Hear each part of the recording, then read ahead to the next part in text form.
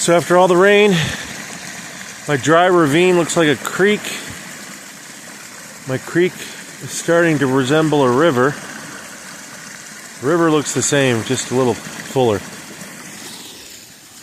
Yeah, it's fine. Doggy 1, Doggy 2, and Doggy 3. Yep, it's really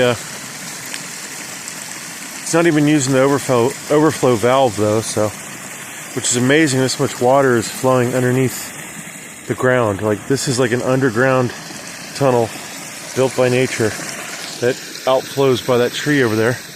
Let me see if I can see the tree.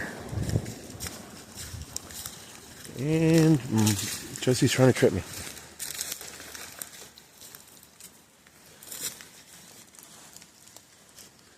I don't want to walk down there because it's too muddy. But yeah, it's coming out there somewhere. The dogs are smelling deer.